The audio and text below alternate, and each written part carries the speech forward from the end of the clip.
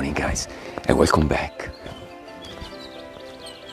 I'm glad to be here with you in this beautiful morning.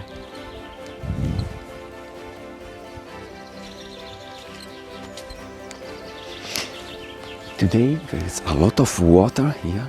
It's wet everywhere because in the last few days it rains. It rained a lot, and the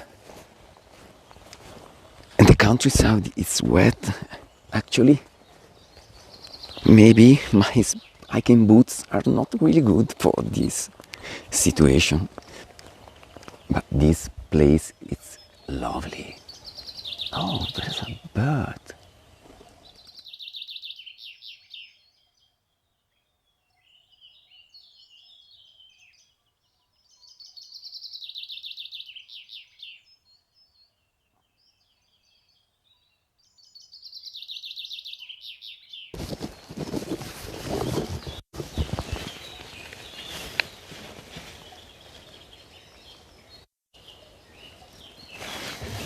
And there are a lot of beautiful flowers.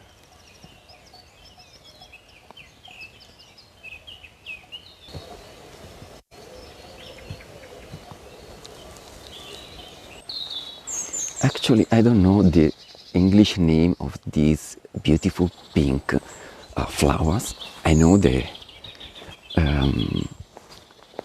Italian name, ciclamini, and I don't know, in English maybe cyclamen, you know.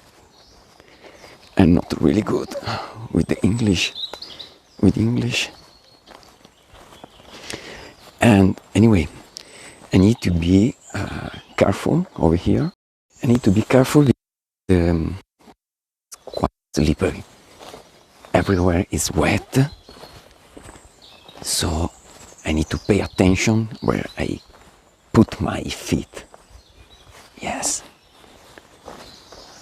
But it's a lovely day, and I don't want to speak loudly because I want to keep this silence, this beautiful nature over here.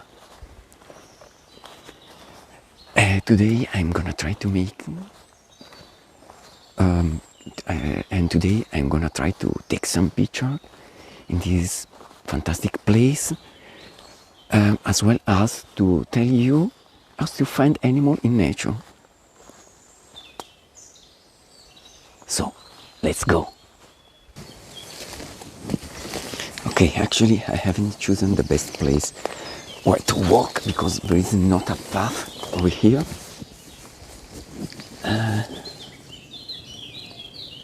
And now I don't know where to go.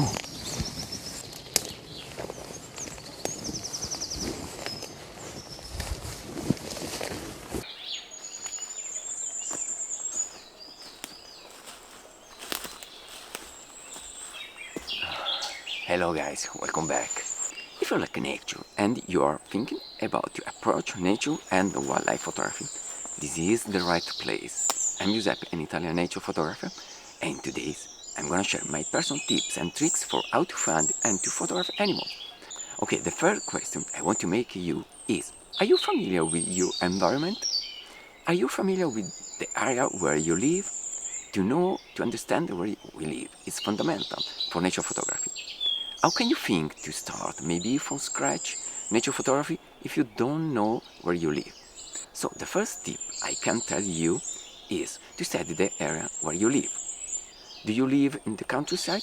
Okay, you study the countryside. Do you live in the coast? Okay, you study the coastline, and so on and so on. It's easy.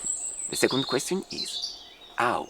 Personally, I use two different methods. The first one is scouting, like today. So every time I'm outdoor, I look for animals of any kind, so birds, mammals, insects, reptiles, okay? And often I read them in a specific app, setting the GPS coordinates in the app and which animal they refer to. In this way, I've got a database based on locations, where I saw at least one time that animal. Of course, if I can, I shot some pictures, just as reference or reminder for the next time, or for planning a photo shoot.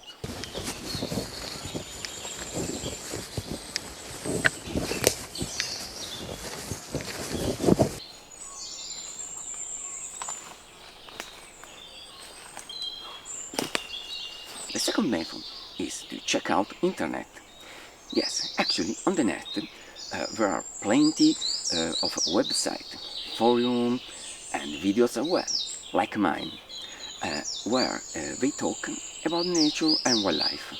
So once you know which animal live in your areas, it's pretty easy to take a decision about which animal start to approach. Wild animals are the most difficult because they are not get used to humans. Instead of animals in natural parks or controlled area where man is much more present, and so they can stand them more easily. Okay, in situation like that, you need always to pay attention to not disturb animals in any way. A photo doesn't worth the loss of an egg in the nest or an abandon of chicks or cubs, you know, baby animals. But sometimes there's a third method. If we don't have enough free time, a good place might be city parks, mostly if there's a small lake or pond inside the park. In situations like that, it's easy to find some animals, like mallards or swans, or maybe squirrels, why not?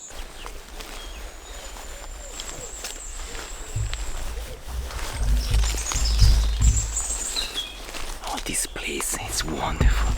It's amazing. Have a look, have a look.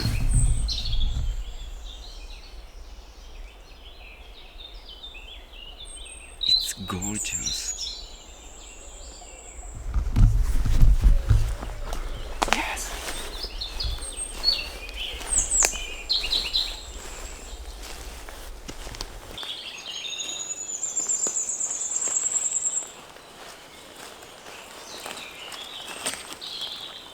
Nature doesn't mean only animals, but everything around us is nature. Trees, water, rocks, grass, and in any of these elements there's life, lizards, spiders, small birds, frogs, and many of them are really easy to see and photograph. Just to make an example, try to think about macro photography, another kind of nature photography. In this case, you have a lot of different insects you can photograph. In the early morning, many of them are still sleeping, and often they are covered by dew, so by many small water drops that makes amazing effects with the sunlight. Lizards and reptiles in general come out with the sun because they need to regulate the body temperature. So reptiles are another good example to start with nature photography. Please, you don't think that they are easy to get and maybe trivial, because with a zoom telephoto lens or a macro lens you can achieve beautiful images.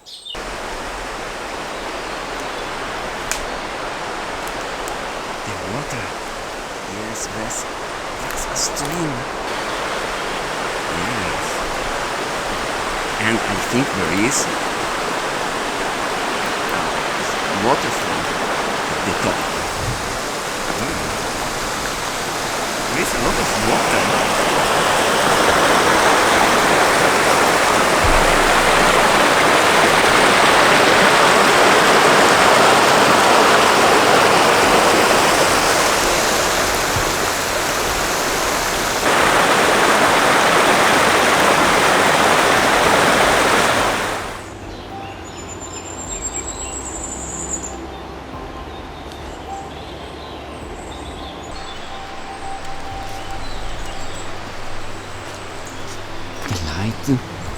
It's really nice, really beautiful.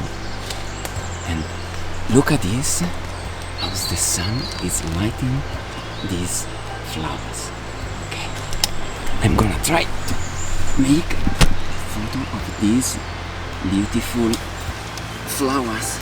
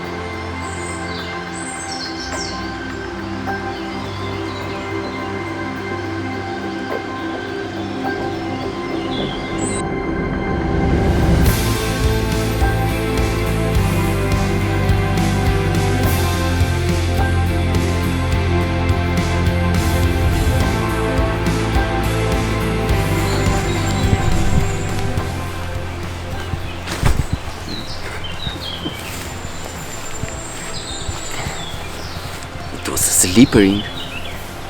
Have a look at this tree. It's amazing.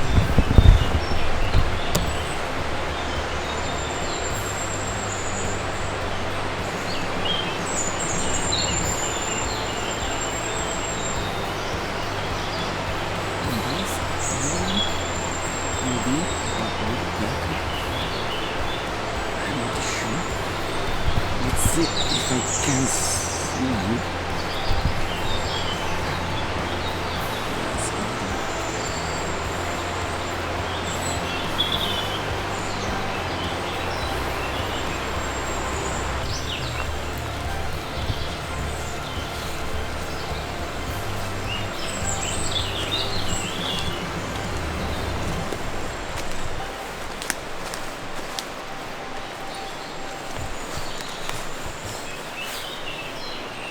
This place is magic, really is magic.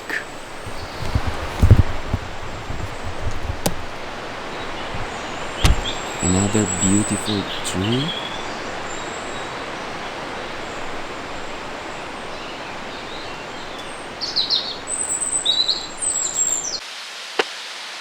This waterfall looks amazing.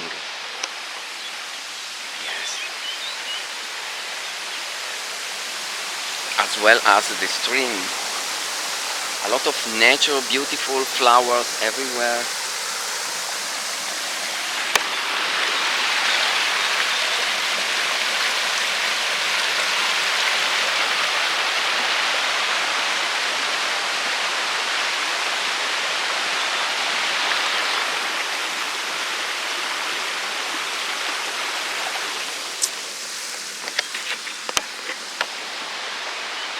And oh wow, maybe, I don't know, it, yes, it should be a special flower, I don't know, orchid, could be orchid in English, I don't know. Have a look. It's a spontaneous flowers, orchid. It looks fantastic. Yes, awesome. Now I'm gonna try to take some picture of it. So let's crack on.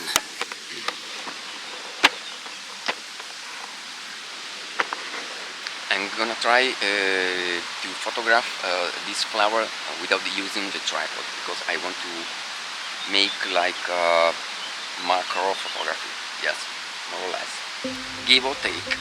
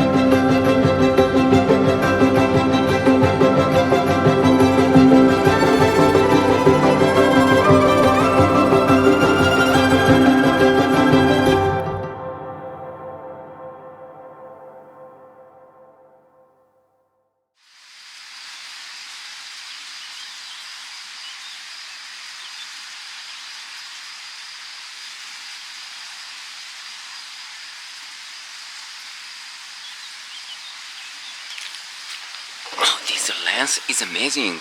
It allows to make like a macro photography. Yes. And as I said before, nature is everywhere. Small butterfly, waterfalls, small birds, everywhere. Another insects, yes, maybe I can catch it. Maybe not. Okay.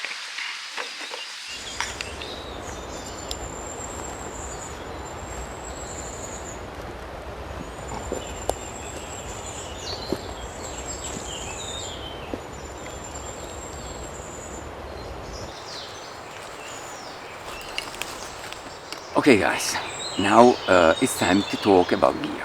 Yes, I know, many of you start with gear.